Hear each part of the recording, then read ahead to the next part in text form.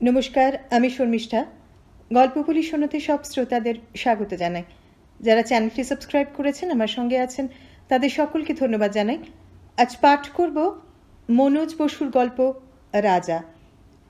উড়ো খবর নয়, পোস্টকার্ডের চিঠি সুধীর নিজ হাতে লিখিয়াছে।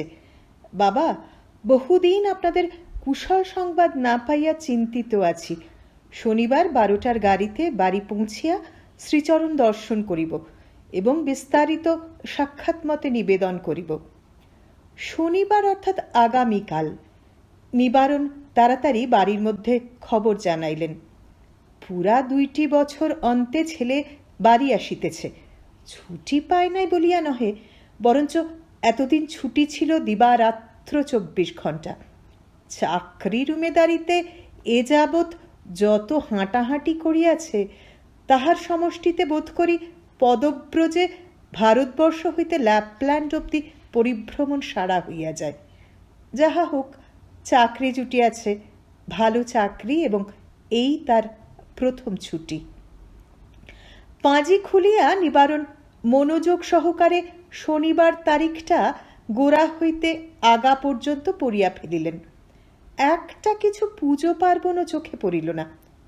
ছুটিটা কিসের সাব্যস্ত হইল না।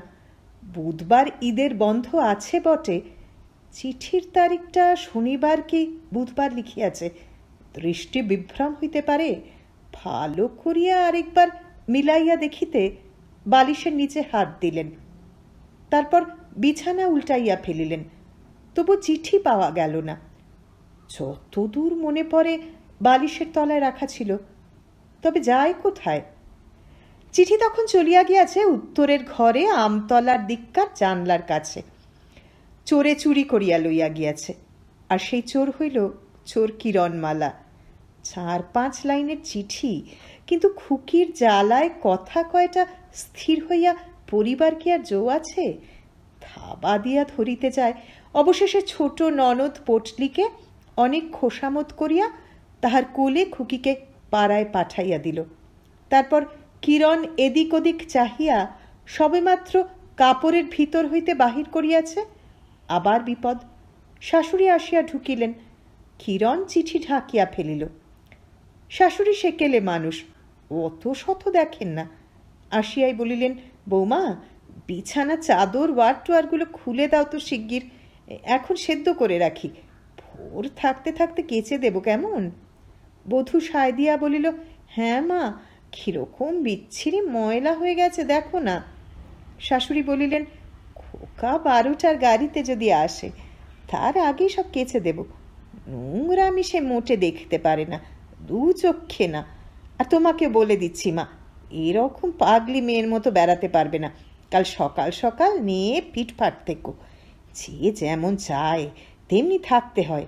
শহর বাজারে থাকে, বোঝো না। আনন্দে কিরণের বুকের ভিতর কেমন করিতে লাগিল। হাসিও পাইল। খোকা, পুরো খোকা, অত বড় গোঁফওয়ালা ছেলে, এখনো মা কিনা খোকা বলিয়া ডাকেন। এদিকে বাইরে নিবারণের গলা উচ্চ হইয়াছে। ঘটনাটা এই, নটবর কামার বছর 7-8 আগে একটি বটি গড়াইয়া দিয়াছিল। তাহার দরুন এখনো 3 আনা পয়সা বাকি। উক্ত পয়সার তাগাদা করিতে আসিয়া সে এমনভাবে চাপিয়া ধরিয়াছে যে তৃতীয় ব্যক্তি কেহ উপস্থিত থাকিলে নিশ্চয় মনে ভাবিত ওই 3 আনা পয়সা এখনই হাতে না পাইলে বেচারা সবংশে নির্ঘাত মারা যাইবে। কিন্তু নিবারণ বহুদর্শী ব্যক্তি। অপরে যে প্রকার ভাবুক, নটবরের জন্য তাহার দুশ্চিন্তা হইল না। বলিলেন, রোশো, এইবারে ঠিক। আর ওই একটা দিন মোটে, কাল সুধীর বাড়ি আসবে। কাল আর নয়, ওই পরশু সকালের দিকে একবার এসো। 5 পয়সাটি অবধি হিসেব করে নিয়ে যেও। নাও, কলকেটা ধরো দেখি। বলিয়া হুঁকা হইতে নটবরের হাতে কলিকা নামাইয়া দিয়া আবার শুরু করিলেন। শোনোনি নটবর, বলো কি, শোনোনি? কানে তুলো দিয়ে থাকো নাকি? আমার সুধীরের মস্ত বড় চাকরি হয়েছে, 150 টাকা মাইনে। কিঞ্চিত বাড়াইয়া বলে নিবারণের অভ্যাস। এ গ্রামের সকলেই ইহা জানে। পাওনাদার এবং আত্মীয় স্বজন বহুবার এ কথা শুনিয়াছে। চাকরি ঠিক হয়ে গেছে, এখন সাহেব বিলেত থেকে পৌঁছতে যা দেরি, এবারে আর ভুয়ো নয়, আসছে মাসের পয়লা থেকে নিশ্চয় চাকরি টাকা পাবে। কিন্তু শেষ পর্যন্ত সাহেব কখনো বিলাত হইতে আসিয়া পৌঁছে নাই, এবং মাসের পর মাস অনেক পয়লাই কালসূত্রে তলাইয়া গিয়াছে।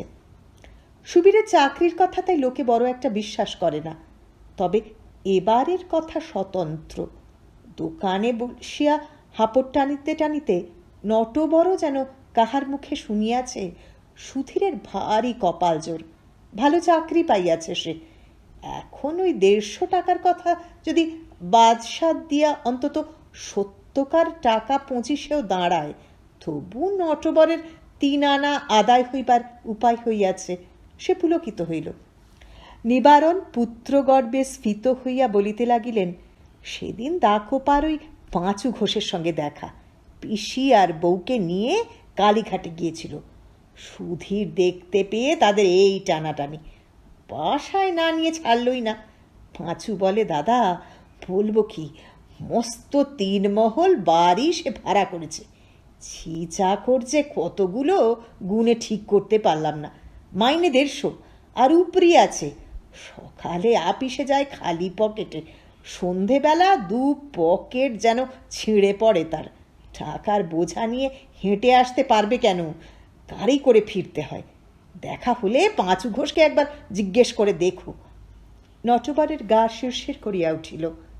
এই সেদিনের সুধীর তাহার দোকানের সামনে দিয়া খালি গায়ে জেলেপাড়া হইতে মাছ ধরিয়া লইয়া আসিত। বলিল, তাহা বেশ, বড় ভালো কথা। আর আপনার দুঃখ কি চৌধুরী মশাই, রাজরাজেশ্বর ছেলে আপনার। নিবারণ বিনয় প্রকাশ করিয়া বলিলেন, তোমরা 5 জনে বললেই ভালো। পাঁচু যা বললে বুঝলে, শুনে তাক লেগে যায়, পেত্তয় হয় না। রাজা রাজরার কাণ্ডই বটে, শুনেছ বোধ হয়। এবার আমরা বাড়ি শুদ্ধ কলকাতায় চলে যাচ্ছি, ওই সুধীর আসছে সেই সব ঠিকঠাক করতে। নিবারণ চুপি চুপি কথা বলিবার লোক নহেন, বিশেষত ছেলের এই সৌভাগ্যের কথা। ঘরের ভিতর হইতে কিরণ শুনিতে পাইল সুধীর 150 টাকার চাকরি পাইয়া রাজা রাজরার কাণ্ড আরম্ভ করিয়াছে।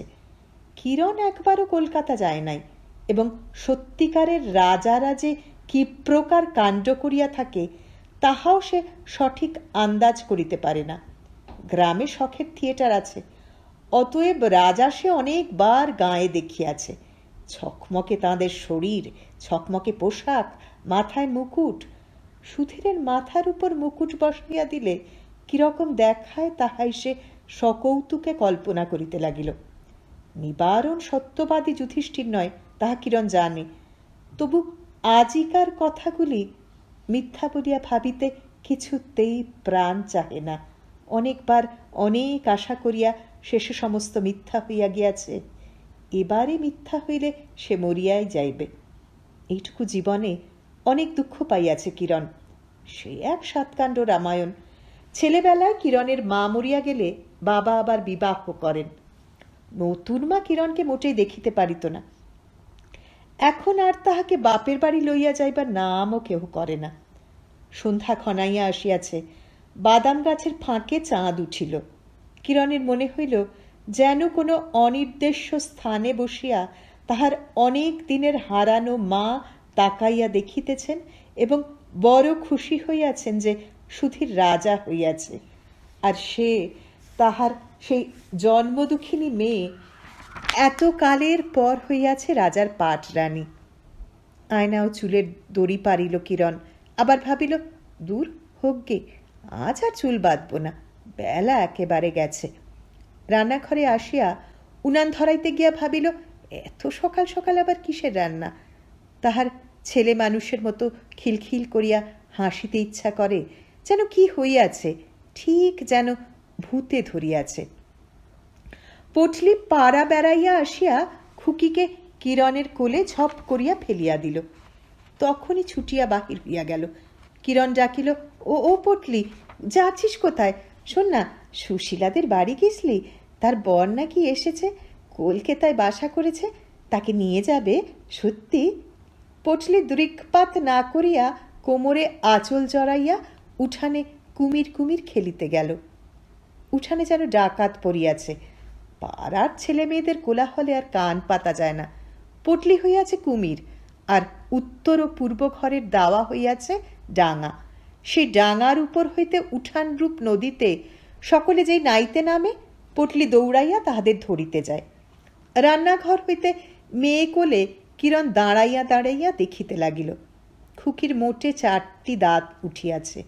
কিরণ খুকির গালের মধ্যে একবার আঙুল দিয়াছে, আর অমনি সে কামড়াইয়া ধরিল। ওরে রাক্ষসী, ছাড় ছাড়, মরে গেলাম। ভারী যে দাঁতের দেমাক হয়েছে তোমার। কিরণ হাত ছাড়াইয়া লইল। খুকি হাসিতে লাগিল। কিরণ খুকির দিকে তাকাইয়া মুখ নাড়াইয়া বলে, অত হেসো না খুকি, অত হেসো না।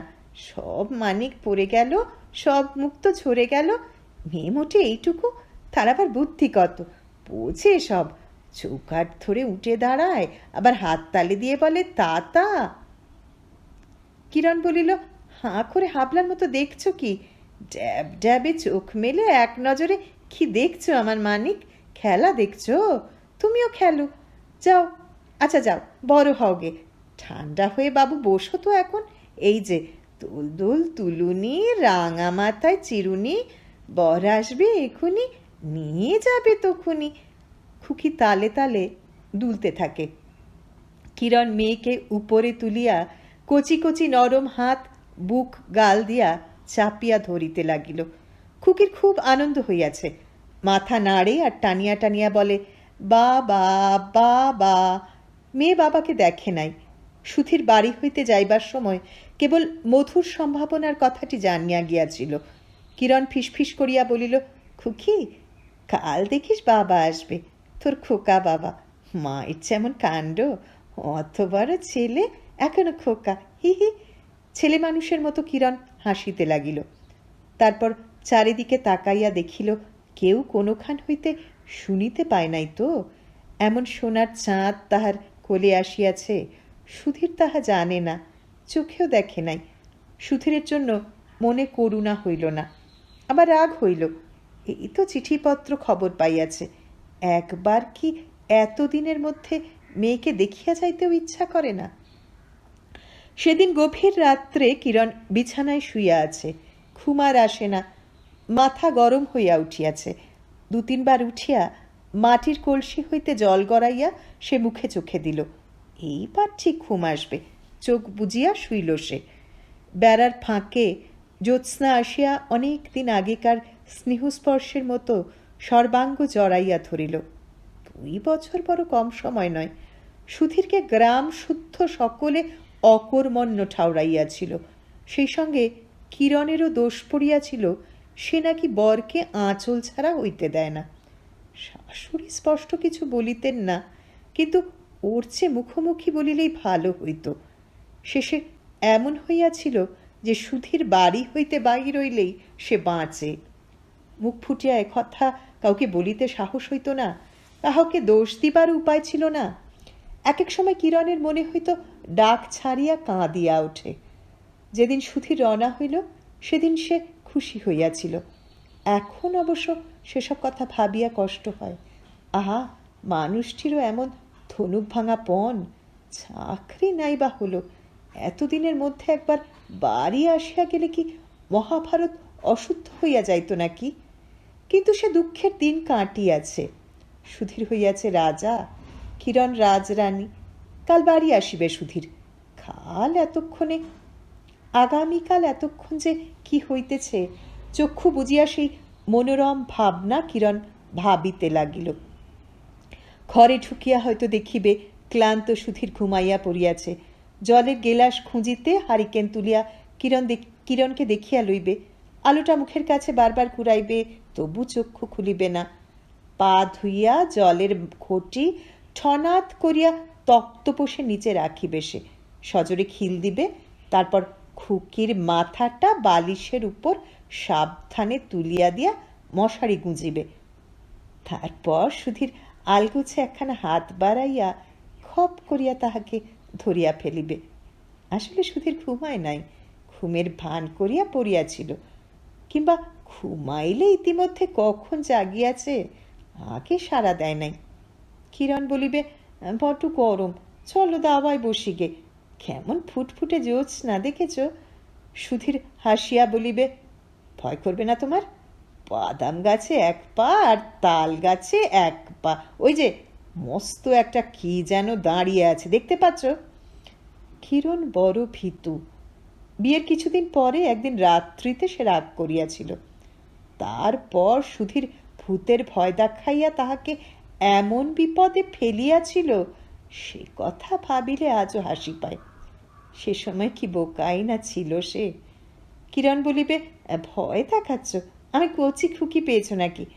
তৎক্ষণাৎ প্রতিবাদ আসিবে, কখনো না, কচি খুকি ভাববো আমি তোমায়? সর্বনাশ, খুঁড়ি পেরুলো বুড়ি হতে আর বাকি কি তোমার? এখন আমার মোটেই ভয় করে না। কি দেবে বলো? একলা একলা এখনই খালের ঘাটে চলে যাচ্ছি। তারপর কিরণ হঠাৎ আর এক কথা জিজ্ঞেস করিবে, বলিবে, কলকাতায় যে বাসা করেছ সে নাকি 3 তলা, ছাদ থেকে কেল্লা দেখা যায়। আচ্ছা, ঘরের মাঠ কত দূর? সুশীলার বর সে যেখানে বাসা করেছে সেই বাড়ি চেনো তুমি? তুমি আপিসে গেলে কিন্তু আমি দুপুরবেলা খুকিকে নিয়ে সুশীলাদের বাসায় বেড়াতে যাব। অথবা এরূপও হইতে পারে, হয়তো কাজকর্ম সারিয়া মেয়ে কোলে কিরণ যখন আসিয়া ঢুকিবে, তখন সুধীর শিয়রে আলো রাখিয়া নভেল পড়িতেছে। নভেল পড়া তো ছাই, কিরণকে দেখিয়া মৃদু হাসিয়া বই রাখিয়া দিবে। তারপর হাত ধরিয়া বসাইবে, বলিবে, এত দেরি হলো? মেয়ে কি গাঙের চলে ভাসিয়া আসিয়াছে? মেয়ের বুঝি মান নাই? কিন্তু শেষ পর্যন্ত মেয়েকে দেখাইতেই হইবে। সুধীর পকেট হাতড়াইবে, ও মা, একছাড়া খাসা হার চিকচিক করিতেছে, অত বড় হার এইটুকু মেয়ের জন্য? সে বলিবে, মজা দেখো না, 4টে দাঁত উঠেছে মেয়ের। 3 দিনের ভেতর দস্যি মেয়ে চিবিয়ে চিবিয়ে হারখানা চ্যাপটা করে দেবে। তখন সুধীর নিজের হাতে মেয়ের গলায় হার পরাইয়া দিবে। কিরণ বলিবে, এই রাত্রিটা গলায় থাকুক, কাল সকালে কিন্তু মনে করে হারখানা খুলে নিও, ফের নীল কাগজে মুড়ে ভালো মানুষের মতো তোমার মায়ের হাতে দিয়ে দিও। হ্যাঁ গা, তাই করতে হয়। মাকে বলো না, মা এই তোমার নাতনির হার নাও। মা খুশি হয়ে খুকির গলায় পরিয়ে দেবেন। সে কেমন হবে বলো দেখি? ঘুমন্ত মেয়ে তখন বাপের বুকে ন্যাকড়ার মতো লাগিয়া থাকিবে। সুধীর বলিবে, ইহ, একেবারে যে তোমার মতো হয়েছে কিরণ, চোখ দুটো, গায়ের রং, গায়ের গড়ন, এক চুল তফাৎ নেই দেখি। সুখের হাসি হাসিয়া কিরণ বলিবে, কিন্তু নাকটা যে বাপের, বিয়ের সময় ওই বোঁচা নাকের দাম ধরে দিতে হবে 1000 টাকা। নাকের উচ্চতা কি পরিমাণ হইলে ঠিক মানানসই হয় তাহার তর্ক উঠিবে, সেই তাহাদের পুরাতন তর্ক।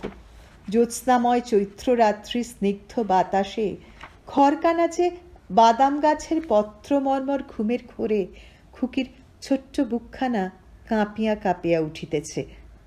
বাহির বাড়ির ভাঙা চণ্ডীমণ্ডপে তক্ষক ডাকে, চারিদিকের অতল নিষুপ্তির মধ্যে কিছুক্ষণ অন্তর তাহার রব শোনা যায়, কট্রন তক্ষ তক্ষ। বিবাহের পরবর্তী স্বপ্ন স্মৃতির টুকরো টুকরো আগামী দিনের মধুর কল্পনার সহিত মিলিয়া সেই রাত্রে একটি নিদ্রাহারা বিমুগ্ধ গ্রামবধূর মনের মধ্যে ঘুরিয়া বেড়াইতে লাগিল। সকালে রোদ না উঠিতে ননদ ভাজ গিয়া খালের ঘাটে বাসনের বোঝা নামাইল। বাসন মাজা তো উপলক্ষ, কেবল গল্প আর গল্প, এমনি করিয়া উহার রোজ এক প্রকার বেলা কাটাইয়া আসে। স্টেশন হইতে সাঁকো পার হইয়া গ্রামে আসিতে হয়। কিরণ সাঁকো পিছন করিয়া বাসন মাজিতেছিল, হঠাৎ পটলি চেঁচাইয়া উঠিল, ও মা, এত সকালে এসে পড়ল। তাড়াতাড়ি এঁটো হাতে কিরণ ঘুমটা টানিল। পটলি খিলখিল করিয়া হাসিয়া উঠিল, ও বৌদি, খোলা বউ সাজলি কেন? আমি কার কথা বললাম? আসছে যে আমাদের মুংলি গাইটা। মুংলি গরু আসিতেছিল ঠিকই, কিন্তু পটলি যে ভঙ্গি করিয়া বলিয়াছিল সেটা মুংলির সম্পর্কে নিশ্চয় নয়। ফুরারমুখী মেয়ে এই বয়সে এমন পাকা হইয়াছে। কিরণ বলিল, তাই বই কি, তুমি বড্ড হয়েছ, গুরুজনের সঙ্গে ঠাট্টা, দেখাচ্ছি তোমায়। বড় রাগিয়া শাসন করিতে গিয়া সে পারিল না। শাসন করিবে না হাসি চাপিবে?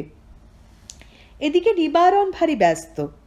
উঠিয়া গিয়া বেড়ার গায়ে ছাতিম গাছের কয়েকটা ডাল ছাঁটিয়া দিলেন।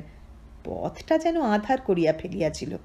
তারপর নিশি গাঙ্গুলির বাড়ি গিয়া বলিলেন, একটা টাকা হাওলাত দিতে পারো গাঙ্গুলি, কালকে নিও। গাঙ্গুলি নিরাপত্তিতে টাকা বার করিয়া দিলেন। বলিলেন, সুধীর বাবাজি আজ আসছেন বুঝি? তা বাজারে যাচ্ছ? সাজা তামাকটা খেয়ে যাও, বেলা হয়নি তেমন। আমার কথাটা মনে আছে তো? নিশি গাঙ্গুলির কথাটা হইতেছে সুধীরকে বলিয়া তাহার আপিসে বা অন্য কোথাও সেজ ছেলে হেমন্তের একটা চাকরি করিয়া দিতে হইবে। তামাক খাইয়া এবং গাঙ্গুলিকে বিশেষ প্রকারে আশ্বাস দিয়া নিবারণ উঠিলেন। বাজারে মাছ কিনতে গিয়া বিষম বিভ্রাট। চারিটা সরপুটি আসিয়াছে, তাহার ন্যায্য দর 4 আনার বেশি এক আদলাও নয়। নিতান্ত গরজ বলিয়া 5 আনা অবধি দর দিয়া নিবারণ ঘণ্টা খানেক ধন্না দিয়া বসিয়া আছেন। মাঝে মাঝে খোসামুচ চলিতেছে, ও পারুয়ের পো, তুলে দে, অলেচ্ছ দর হয়নি, ছেলে বাড়ি আসবে, বড় চাকুরে, আমাদের মতো কচু ঘেঁচু দিয়ে খাওয়া তো অভ্যেস নেই, দে বাবা তুলে দে। কিন্তু পারুয়ের পুত্র কিছুতেই ভিজিতে ছিল না। ঠিক এমন সময় অক্রুর মোড়ল 8 আনা বলিয়া ধা করিয়া মাছ কটা লইয়া লইল। নিবারণ একেবারে মারমুখী। অক্রুরও ছাড়িবে কেন? গতকাল 10 গুড় বেচিয়াছে। গুড়ের দর যাহাই হোক, একসঙ্গে অতগুলি টাকা গাঁটে থাকায় তাহার মেজাজ এখন ভিন্ন প্রকার। গ্রামের কয়েকজন নিবারণকে বুঝাইয়া সুঝাইয়া হাত ধরিয়া ভিড়ের ভিতর হইতে সরাইয়া লইয়া গেল। কিন্তু নিবারণের রাগ মেটে নাই। ছোট লোকের এত আস্পর্ধা! আসুক সুধীর, দেখা যাইবে কত ধানে কত চাল। সুধীর যখন পৌঁছিল তখন বিকাল হইয়া গিয়াছে। আজ আর আসিল না। সাব্যস্ত করিয়া বাড়ি শুদ্ধ সকলের খাওয়া দাওয়া সারা হইয়াছে। কিরণ এবার চারিটা মুখে দিবে কি মনে করিয়া ও ঘরে যাইতেছিল। এমন সময় দেখিল সাঁকোর ওপর একটা ছাতি। শেষে আরো ভালো করিয়া দেখিল। তারপর রান্নাঘরের ভিতর ঠুকিয়া পড়িল। সুধীর আসিয়া ডাকিল, মা, ওরা কোথায় সব? সর্বাঙ্গে ঘাম ঝরিতেছে। টিনের একটি সুটকেস স্টেশন হইতে নিজেই বহিয়া আনিয়াছে। কলিকাতার বাসায় যে অগুন্তি চাকর বাকর, তাহার একটাও সঙ্গে আনে নাই সে। মা আসিয়া পাখা করিতে লাগিলেন। পচলি খুকিকে কোলে লইয়া সামনে দাঁড়াইল। সুধীর এক নজরে চাহিয়া দেখিল। চেহারা মলিন রুক্ষ, সে স্ত্রী আর নাই। হয়তো চাকরির খাটুরিতে তাহার উপর পথের কষ্টে এইরকম চেহারা হইয়াছে। খাওয়া দাওয়া সারিয়া একটু জিরাইবারও অবকাশ হইল না। ইতিমধ্যে গ্রামের হিতাকাঙ্ক্ষীরা সকলে আসিয়াছেন। শ্রীদাম মল্লিক সকলের চেয়ে প্রবীণ। সুধীর সর্বাগ্রে তাহার পায়ের ধুলা লইল। মল্লিক মহাশয় বলিলেন, শুনলাম সব কথা নিবারণের কাছে। শুনে যে কি আনন্দ হলো। এখন বেঁচে বর্তে থাকো, অখণ্ড পরমায় হোক। পুরো বাপ মাকে এই বাড়ি নিয়ে যাচ্ছ তো? তা নিয়ে যাবে বই কি। গঙ্গায় চান করবে, হরিনাম করবে, এর চেয়ে ভাগ্যের কথা আর কি আছে? আমাদের পোড়া কপাল, আমরা এই পচা ডোবায় পড়ে রইলাম বলিয়া তিনি একটি নিঃশ্বাস ফেলিলেন। ভগবতী আচার্য কিঞ্চিৎ হস্তরেখাদি বিচার ও ফলিত জ্যোতিষের চর্চা করিয়া থাকেন। বলিলেন, বলেছিলাম কি না নিবারণ দা, বৃহস্পতি তুঙ্গি, তোমার সুধীর রাজা হবে।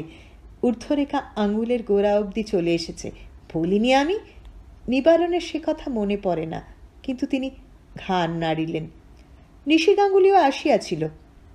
তিনি বলিলেন, বাবা, আমাদের বাড়িতে সন্ধ্যের পর একবার অবশ্যই দেখা করে যেও, তোমার খুড়িমা ডেকে পাঠিয়েছেন। অমনি ড্রামাটিক ক্লাবের ছেলেরা সমস্বরে কোলাহল করিয়া উঠিল। সে কি করে হবে? সন্ধ্যের পর সুধীরবাবু আমাদের রিহার্সাল দেখতে যাবেন যে, ওকেই এবার ক্লাবের সেক্রেটারি করা হবে।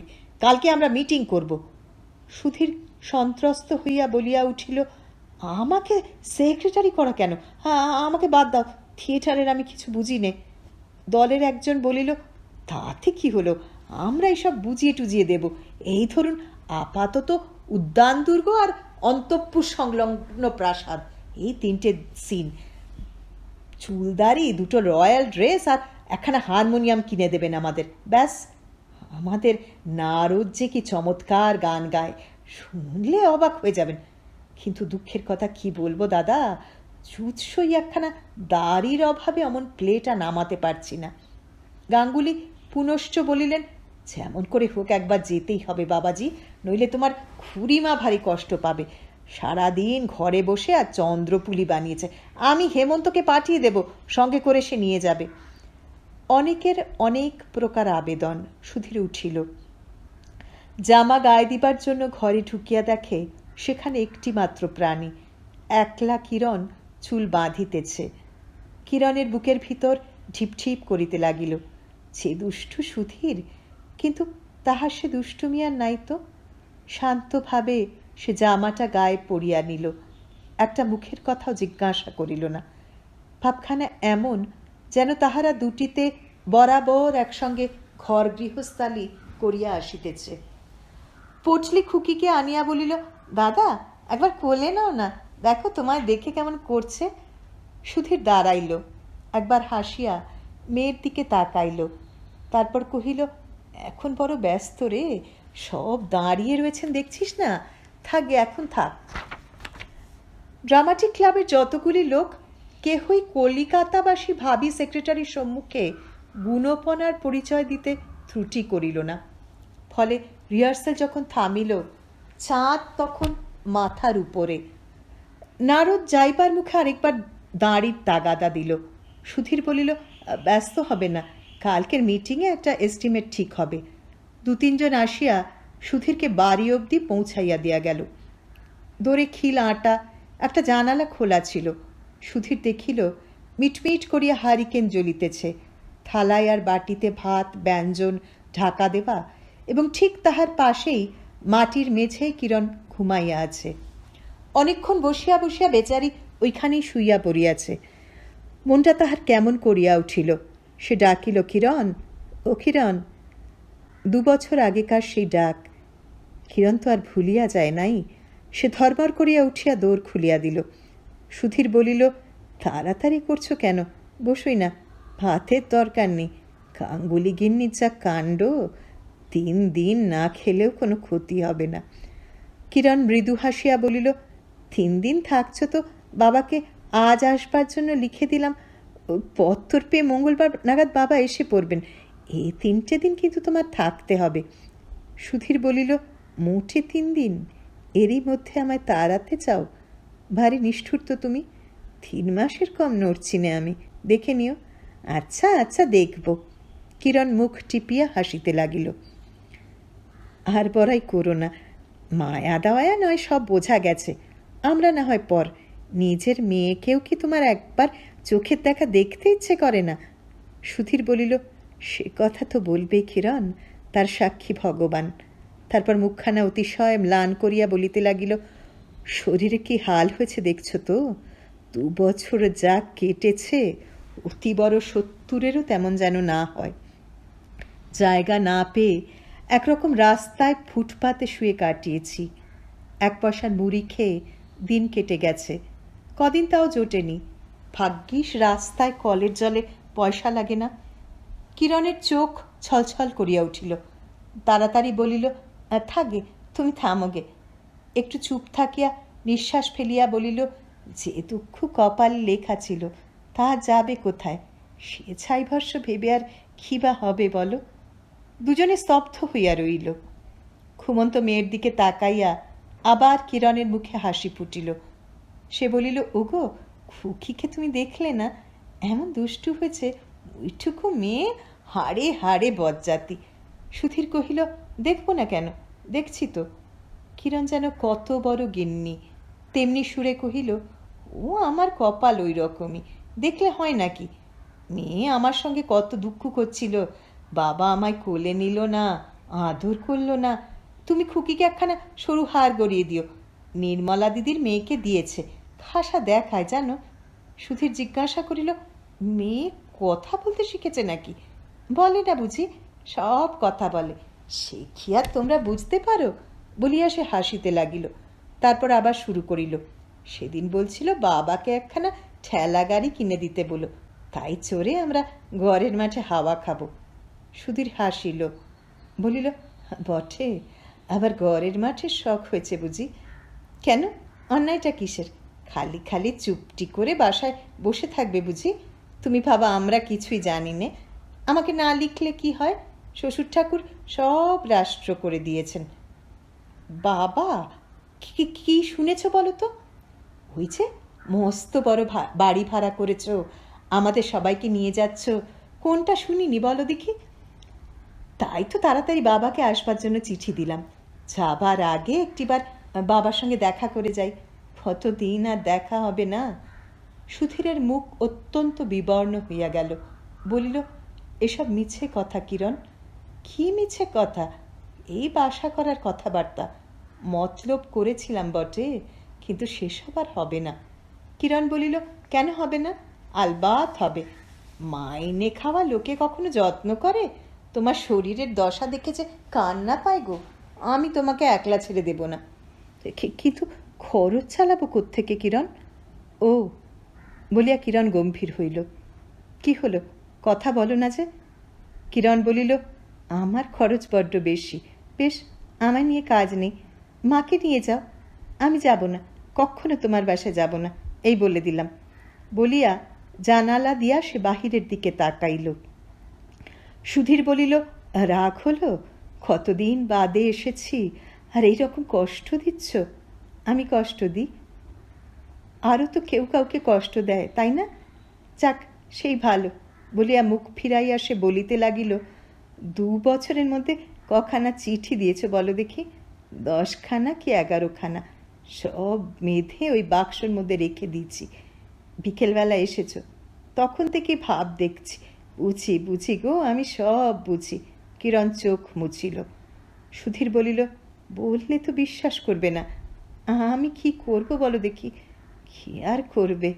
3 মহল বাড়ির ভাড়া জোটে, চাকর বাকরের মাইনে জোটে, কেবল থাকবে। বলিতে বলিতে কিরণ চুপ করিল। সুধীর বলিল, 3 মহলা বাড়ি ভাড়া করেছি আমি? কিরণ বলিল, হ্যাঁ গো হ্যাঁ, আমি সব জানি। সুধীর বলিল, না লুকিও না। আর কি জানো বলো তো? মাইনে ছাড়া তুমি উপরি পাও, রোজ টাকায় আর নোটে তোমার পকেট ভর্তি হয়ে যায়। বলো ঠিক কি না? সুধীর বলিল, হ্যাঁ ঠিক। তা ঢাকছিলে যে বড়? এবার সুধীর হাসিল। বলিল, দেখছিলাম তোমরা কে কীরকম দরদি, অভাবের কথা শুনে কে কি বলো। বাসা ভাড়া হয়ে গেছে কিরণ, নিয়ে যাব না তো কি, তোমাদের সবাইকে এবার নিয়ে যাব। কিরণ রুখিয়া বলিল, আমি যাব না, কখনো যাব না, বলছি তো। খুকিকে কোলে নিলে না, বিকেল থেকে একটিবার হাসছ না। তোমার দুঃখটা কিসের শুনি? টাকা করি হয়েছে, ছাই টাকা, আমরা তোমার টাকা চাই না। তখনও ম্লান হাসি সুধীরের ঠোঁটের উপর ছিল। সে বলিল, এই যে কত হাসছি দেখছো না, এত ঝগড়াও করতে পারো তুমি। না, তোমার ও স্বভাবটা আর বদলালো না। তোমার স্বভাব বদলেছে, সেই ভালো। বধূর হাত ধরিয়া টানিয়া সুধীর বলিল, সত্যি আর রাগারাগি নয়, আজ সারাদিন বড় কষ্ট গিয়েছে জানো। কিরণ বলিল, তবু তো একদণ্ড জিরোনো নেই, এতখানি রাত অবধি। কী করবো বলো দেখি? গাঙ্গুলি মশাই নাছর বান্দা, ছেলেকে চাকরি করে দিতে হবে। বলে এলাম হেমন্তকে সঙ্গে নিয়ে কলকাতায় যাব। কেশব ঘোষ, রাম মিত্তির, তারক চক্রবর্তী সকলের 4 সনের খাজনা বাকি। তার করাক্রান্তি হিসেব হয়ে গেল, কাল সকালেই সব আসবেন, মিটিয়ে দিতে হবে। শ্রীদাম মল্লিক মশাই আপ্যায়ন করে বসিয়ে ঠিকানা টুকে নিলেন। গঙ্গা স্নানের যোগে সপরিবারে আমার বাসায় পায়ের ধুলো দেবেন। ক্লাবের ছেলেরা মিটিং করবে, তাদের ওই সিন ড্রেসের এস্টিমেট হবে। বড়লোকের কত হাঙামা, সবারই গরজ বেশি, কেউ ছাড়েন না, অব্যাহতি কোথায়? এইসব বাজে কথা শুনিতে কিরণের মন চাহিতেছিল না। সে বলিল, বেশ করেছ, বড় কাজ করেছ। বলিয়া হঠাৎ ঘুমন্ত মেয়েকে বিছানা হইতে টানিয়া তুলিয়া হাসিতে হাসিতে হুকুমে সুরে বলিল, মেয়ে কোলে নাও। তোমার মতো অধৈর্য নয়, দেখো তো কেমন, নাও। সুধীর কিন্তু উৎসাহ প্রকাশ করিল না, বলিল, আবার জেগে উঠে এক্ষুনি কান্নাকাটি শুরু করবে, কাল হবে এসব, ভারী ঘুম পাচ্ছে, আমি এখন শুই। ঠিক তাহার ঘণ্টা 2 পরে সুধীর খাট হইতে নামিয়া দাঁড়াইল। হেরিকেনের জোর কমানো ছিল। উস্কাইয়া দিয়া দেখিল মেয়ের পাশে কিরণ বিভোর হইয়া ঘুমাইতেছে। সে একখানি চিঠি লিখিল। কিরণ, আমার সম্বন্ধে কিছু ভুল শুনিয়াছিলে। চাকরি পাইয়াছিলাম, তবে 150 নয়, 40 টাকা। বাসা ভাড়া করিয়াছিলাম, উহা 3 তলা নয়, পাকা মেঝে, চাঁচের বেড়া, টিনের ঘর। কিন্তু বাজারে মন্দা বলিয়া আজ 7 দিন চাকরির জবাব হইয়া গিয়াছে। তোমাদিগকে লইয়া একসঙ্গে থাকিব, এই আশায় বাড়ি ভাড়া করিয়াছিলাম, কিন্তু যে অর্ধেক ভাড়া অগ্রিম দিতে হইয়াছিল সেইটাই লোকসান। 2 বছর যে কি কষ্ট গিয়াছে তাহা ভগবান জানেন। শহরে বসিয়া আর উঞ্ছবৃত্তি করিতে পারি না, তাই 2-1 দিন জেরাইতে আসিয়াছিলাম। এ মাসের মাহিনার মধ্যে হোটেল খরচ, বাসা ভাড়া, আপিস দারোয়ানের দেনা এবং বাড়ি আসিবার ট্রেন ভাড়া বাদে সম্প্রতি হাতে 11 টাকা 12 আনা আছে। চিঠির সঙ্গে 10 টাকার একখানা নোট গাঁথিয়া রাখিয়া যাইতেছি। উহা হইতে খুকির জন্য গিনি সোনার হার, কেশব প্রভৃতির খাজনা শোধ, ড্রামাটিক ক্লাবের সিন ড্রেস, গাঙ্গুলি পুত্রের কলিকাতার রাহা খরচ এবং বাবা ও তোমার যদি অপর কোনো সাধ বাসনা থাকে সমাধা করিও। আমার জন্য চিন্তা নাই। নগদ 7 শিকা লইয়া রওনা হইয়া গেলাম। পরদিন নিবারণ বলিতে লাগিলেন, আপিসের কাজে ওই তো মুশকিল, দুপুর রাতে টেলিগ্রাম এসে হাজির, ভোরবেলা স্টেশনে পৌঁছে দিয়ে এলাম। ওকে ছাড়া আর কাউকে দিয়ে সাহেবের বিশ্বাস নেই, আপিসের হেড কি না। শুনছিলেন মনোজ বসুর গল্প রাজা। আবার ফিরব নতুন গল্প নিয়ে খুব তাড়াতাড়ি। সঙ্গে থাকুন। নমস্কার।